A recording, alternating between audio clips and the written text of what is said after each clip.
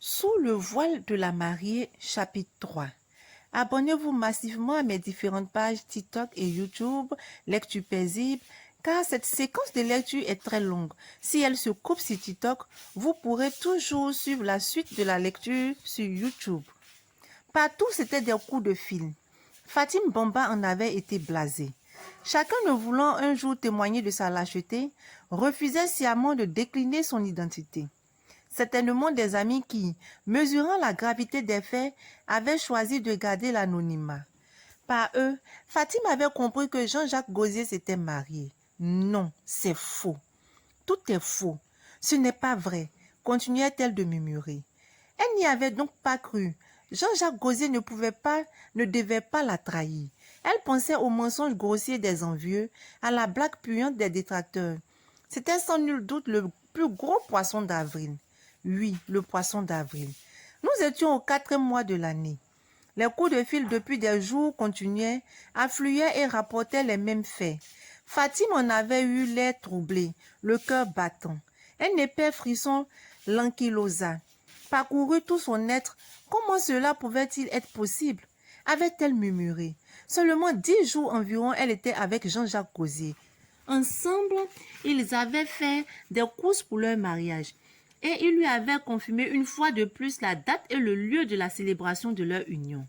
Sûre et heureuse d'être l'épouse du roublard, déjà à son lieu de travail, elle avait eu le courage de vendre la peau de l'ours avant de l'avoir tué. Ses collègues qui, déjà savouraient son désir, avaient commencé à l'appeler Madame Gosier. Dans la famille Bamba, c'était déjà la fête. On avait aussi informé les autres Bamba du pays. Fatim alla plus loin. Enivrée par l'illusion de son mariage, comme si se marier valait mieux que son honneur, elle avait informé ses voisins du quartier. En un laps de temps, au moment où continuaient d'autres appels téléphoniques, Fatim revécut toutes ces scènes.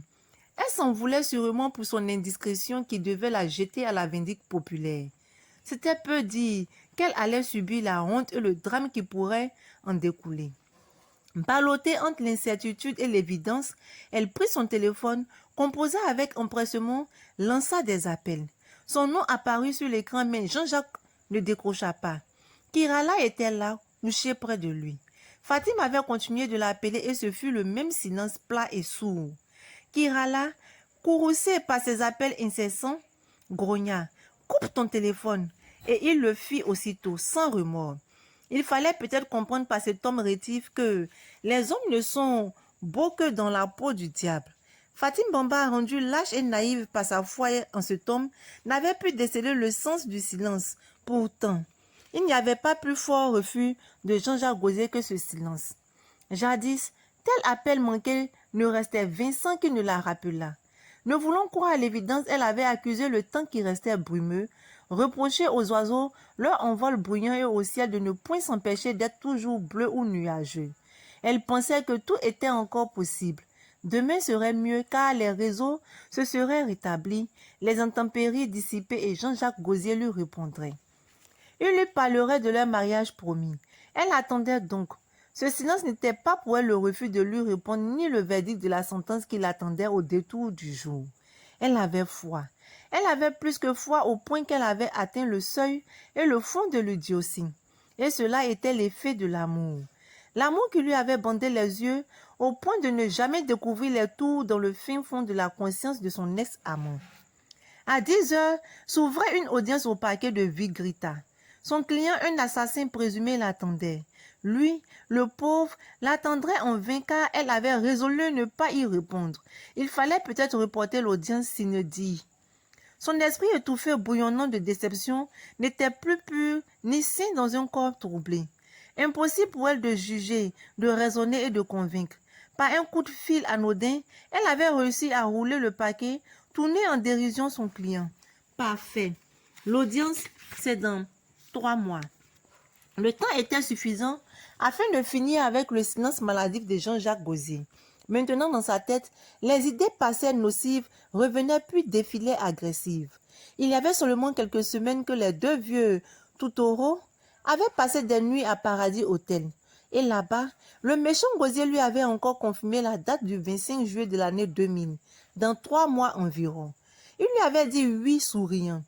C'était donc elle, sa femme, et lui, son homme, le seul au monde. Exaspérée par les murmures ce matin, le cœur battant, le corps chiffonné sous l'effet de la colère, le visage boursouflé d'amertume, Fatim franchit la porte du bureau de la secrétaire. Là-bas, bien qu'il n'y avait pas encore eu de mariage civil avec l'autre, on la prenait déjà pour son épouse.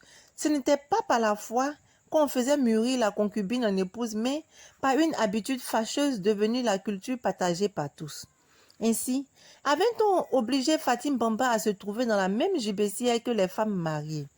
Fatim Bamba, même avocate, gardienne des lois régaliennes, avait refoulé au pied le principe face à ses intérêts.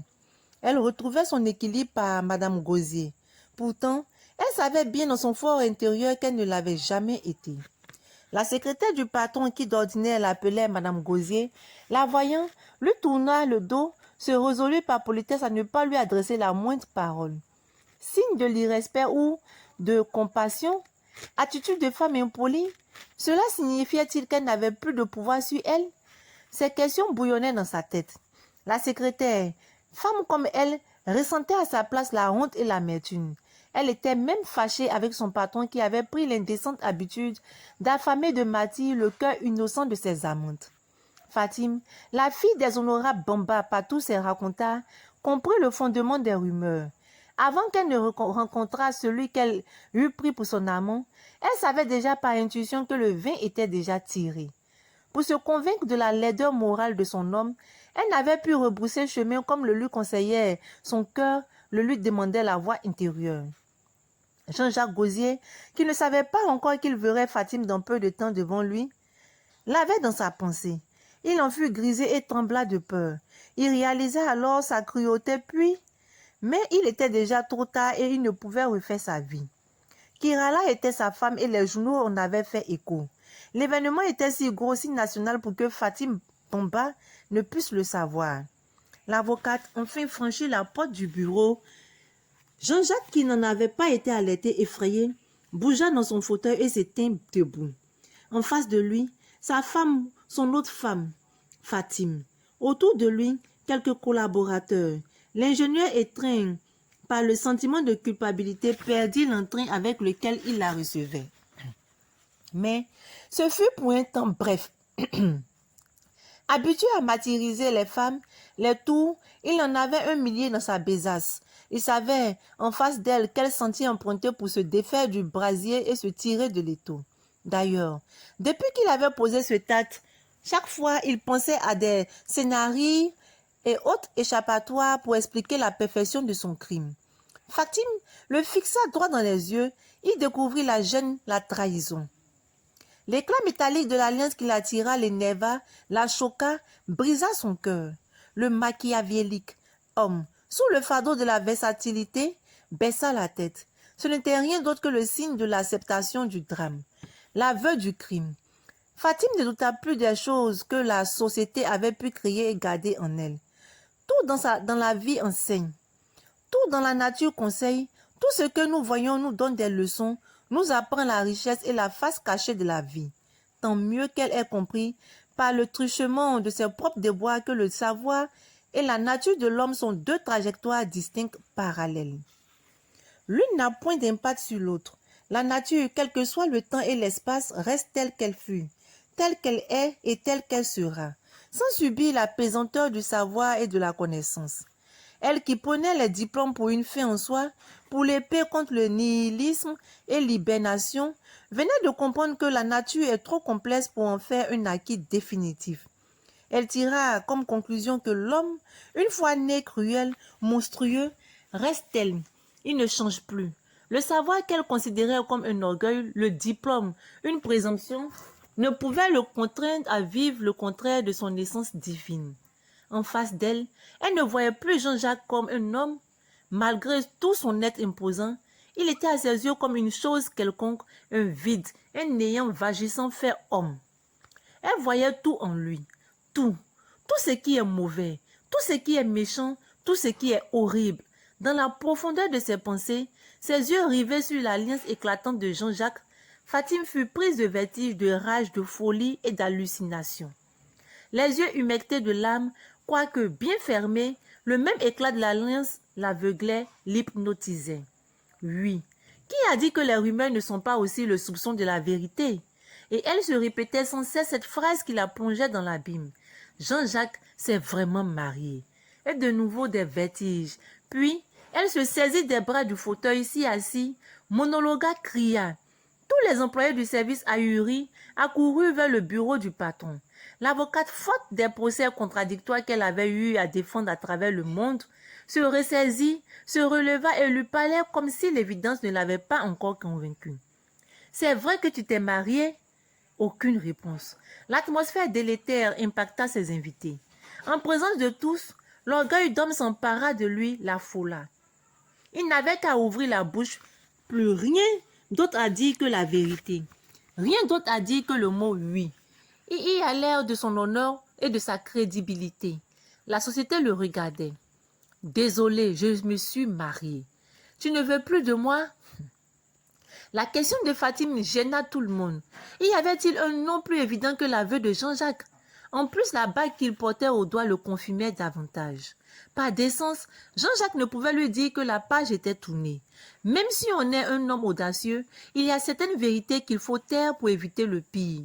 Les mots dans sa bouche avaient perdu de leur cadence, taris de leur source. Que lui dire qui ne put la blesser, la révolter, la rendre cruelle? Quel mot choisir pour ne pas la pousser à brûler tout, à casser tout, à se donner la mort? Jean-Jacques, comme un phénomène de Dieu, aurait pris soin de trier, minimisa le drame. Bof, ne t'en fais pas, maître. Avec elle, j'ai contracté une parodie de mariage, du jamais vu sur les terres de Virgita. Tu sais quoi? J'ai opté pour la séparation des biens. Jamais je ne peux donner entièrement mon âme et mes biens à une pauvre institutrice qui ne cherchait qu'à se marier à un homme de bien. Tout ça, je l'ai fait à cause de toi. Toi et moi, nous sommes un nœud gordien de larrons en foire. La même est l'unique goutte d'eau. Personne ne peut nous défaire, seule la mort, seul le destin, et nous marierons le moment venu. L'avocate avait souri, ri aux éclats. C'était pour ne pas sombrer dans la dépression. Elle ne pensait pas qu'un homme si cultivé pouvait avoir une telle facilité à se foutre de sa personne. Vraiment. Que c'était absurde, Jean-Jacques était fort dans l'art de détourner les femmes en bourrique. Qui au monde peut épouser une femme pour lui prouver son mépris ou l'aimer pour lui témoigner de son dégoût? Cet homme en face d'elle devenait le seul homme au monde à trouver les gemmes de l'amour dans le cocon de la mésestime. Il n'est donc pas faux de dire que Jean-Jacques est né pour ramer à compte courant. Pour Fatime, le moment était donc arrivé de se forger dans le moule d'une haute philosophie qui l'a toujours aidé à se soulager de toutes les blessures que lui ouvrait béatement la vie dans son cœur. Ne jamais s'étonner de tout sur la terre, car tout est possible et ce dont l'on n'a jamais parlé, auquel l'on n'a jamais rêvé, vit, existe et un jour se produira. La terre est donc le creuset de tous les conglomérats du possible et bien ou en mal. Oui, voici donc devant elle ostensible, inamovible, l'autre cas possible auquel elle n'avait jamais pensé. Face à cette ironie du sort, elle resta stoïque devant ce monde qui la fuyait, ce gouffre qui la râpait, ce regard qui la lorgnait. Jean-Jacques, de quoi parles-tu? Tu délires? Tu es fou? Pour qui me prends-tu? Toi, bien que libre, je n'ai pas pu être ton épouse, alors mariée, comment peux-tu me dire que je peux l'être? Oui, tu as raison de me faire croire que j'étais une femme écervelée. Aveuglée par l'amour, j'ai supporté tes caprices. Et tu as profité de ma faiblesse et tu as joué avec moi, moi Fatime, la fille des Bambas. Sache une chose, ne crois jamais qu'une femme affaiblie par l'amour pour un homme est une idiote. Il s'approcha d'elle et voulut la prendre par la taille. Fatime aimait cela. C'était son talon d'Achille par lequel, jadis, fâché, Jean-Jacques Gosier l'atteignait. Mais elle recula loin de lui, moussant de colère. Jean-Jacques comprit que le temps qu'il avait contraint à changer. Jean-Jacques comprit que les temps qu'il avait contraint à changer avaient vraiment changé. Il s'arrêta net, la regarda. « Non, c'est fini, lui dit-elle. Je ne t'aime plus. Sache une chose, on ne peut aimer quand on refuse d'aimer. L'amour n'est jamais indépendant, il subit la volonté du cœur. Il sue et marche sur le sentier épineux de l'envie. Tu n'es plus pour moi Jean-Jacques Gosier. Je ne suis plus qui tu fus. Je ne sais plus qui tu fus. Un vent, un arbre, une feuille, un dieu, je ne sais plus rien de ton essence primordiale. Oui, c'est fini. Car tu es devenu laid, tu es laid. Ta pensée, ton cœur, tes pas vers moi ont modifié mon cœur, mon regard sur toi. Ton teint n'est plus clair, tes lèvres ne sont plus fines, tes dents ne sont plus blanches. Je ne te vois plus tel que tu fus. C'est fini. Quand c'est fini, c'est fini. Plus d'espoir, plus de palliatif, plus de retour en matière, je ne t'aime plus. Au bureau, tous avaient été tétanisés par la honte. Personne n'avait bronché. Qu'avait-on à se dire devant un tel spectacle où le patron était dénudé de son apparat d'ange? Ses autres ahuris restaient là, figés, silencieux, le regard perdu dans le vide. Jean-Jacques, qui voulait sauver sa face, leur envoya un large sourire puis des rires chiffonnés auxquels aucun invité n'avait réagi. Ils avaient tous compris. Ils avaient tous compris son jeu, son camouflage, et aussi sa gêne, sa honte. Tout le monde savait qu'il jouait au faux ou du moins à l'homme. L'homme qui, une fois né sous le signe du mal, donc de la roubladise, se croit investir de la bravoure en se faisant fort courageux. Il ne recule jamais devant le cataclysme. Il ne s'avoue jamais vaincu. Il reste stoïque malgré tout, sinon ce sourire qu'il affichait n'était que si simulacre de la poudre aux yeux. Dans son fort intérieur, il savait qu'il avait fait mal à Fatim et donc il avait peur de sa réaction. En effet, Fatim était une avocate, une juriste rompue. C'était cela la faute qu'elle aurait commise aux yeux de Jean-Jacques. Entre les hommes, on ne cesse de dire qu'une femme dont les yeux sont trop ouverts n'est rien d'autre qu'un monstre. D'autres la considèrent comme un personnage nocif à la prépondérance de l'homme car, en permanence, elle se trouve aux trousses de son conjoint. La femme intellectuelle serait-elle donc le pire des êtres que la société ait produit? C'était ce qu'on devait comprendre de la volte-face de Jean-Jacques à l'égard de Fatim. Il ne l'avait donc pas épousée parce qu'elle pouvait l'empêcher de se dérober. Il ne voulait pas avoir en face de lui une femme déguisée en homme, une femme qui lui contesterait la seigneurie de son pouvoir et la suprématie de son sexe. L'avocat s'étant complètement vidé de toutes les bribes de la colère, légère comme une plume d'oiseau, sortit du bureau, claqua la porte, monta dans sa voiture et démarra en trombe. Un piéton serait-il arrêté non loin de la route qu'elle le ramasserait, le broyerait, le tuerait sur le champ. Aucun obstacle ne pouvait l'arrêter. Heureusement, rien n'était devant elle et cet après-midi, Jean-Jacques, dispersé et abattu par l'événement, oscillant entre le drame et le remords du bureau, entendit le sifflement strident du moteur de la voiture de l'avocate. Il s'en était estimé tout de même heureux. Fatim, femme du scandale, même de la tragédie, pourrait mettre feu à l'immeuble. Elle pourrait dégainer une âme et le tuer à bout portant. Oui, Fatim en était capable. Enfin, il s'en était sorti à bon compte et remerciait Dieu de l'avoir épargné du pire. Crispé sur le volant de sa voiture chemin faisant, roulant à tombeau ouvert, dévalant des kilomètres ne sachant où aller au juste et à qui raconter son infortune, tout lui passait par la tête, le drame, le suicide, la mort. Elle savait que personne dans ce monde ne l'écouterait. Contre tous, elle avait lutté. Seule, elle s'était chargée de l'amour qu'elle avait pour Jean-Jacques. C'était juste le moment venu de porter seul le fardeau et le péril. Son père lui avait dit que les cafris étaient tous des mécréants. Maintenant, après qu'elle avait bu le calice jusqu'à la lie, elle commença à y croire trop tard. Elle pensait à son père. Celui-là lui avait proposé un homme, son cousin. Elle avait dit niet. Elle n'aimait pas Siaka. Pas qu'il était moins instruit qu'elle, mais il était gendarme. Quel gendarme? Un sous-officier. Un gracieux maréchal des logis de carrière. Merde. Elle y avait vu de la moquerie. Elle y avait aussi vu de l'humiliation. On a toujours vu et su que volant ensemble les oiseaux de même plumage. D'où venait ce brigadier subalterne que lui proposait son père?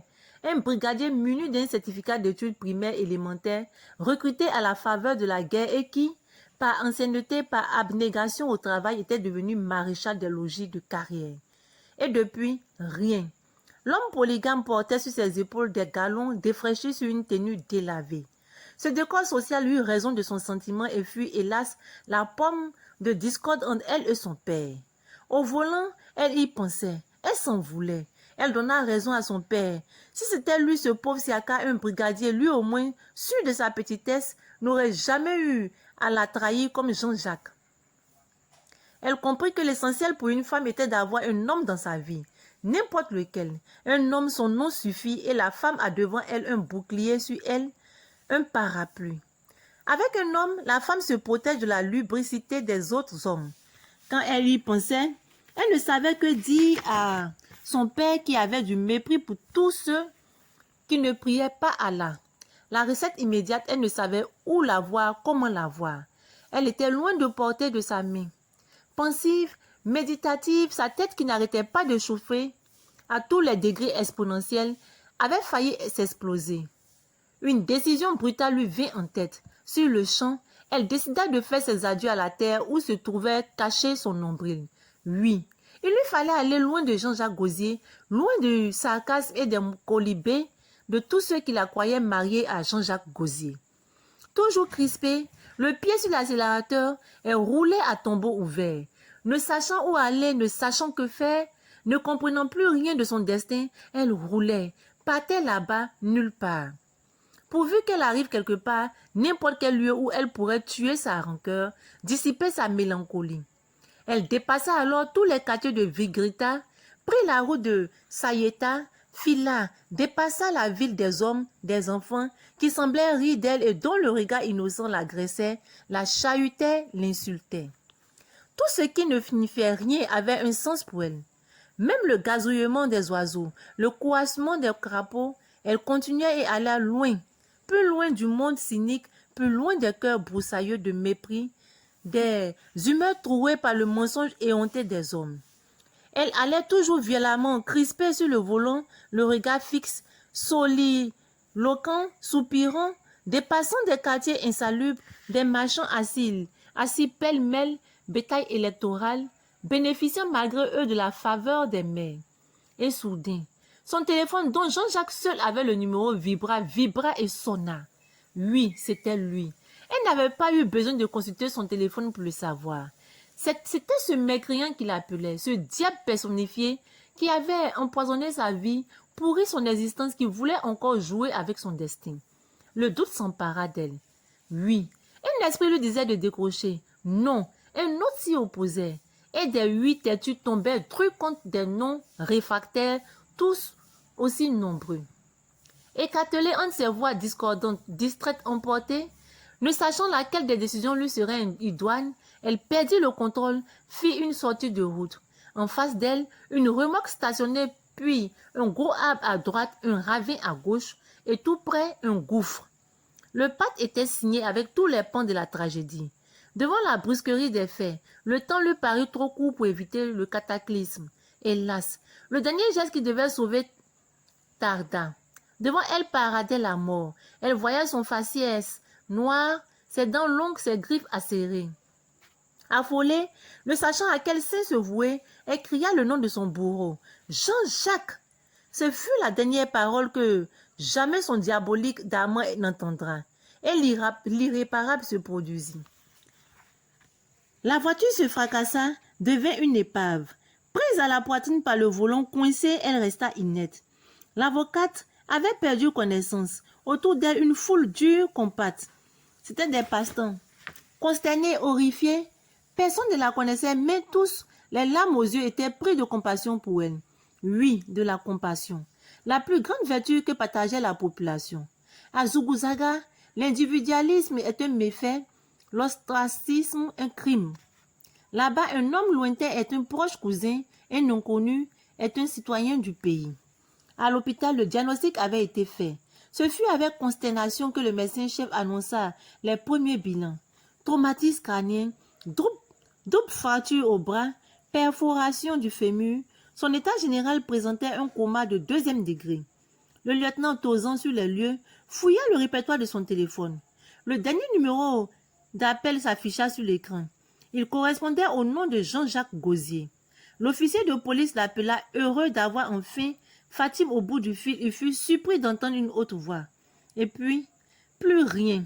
Seulement une musique pour indiquer que le réseau s'était brouillé. Ainsi s'achève notre chapitre 3. Je vous dis à très bientôt avec le chapitre 4.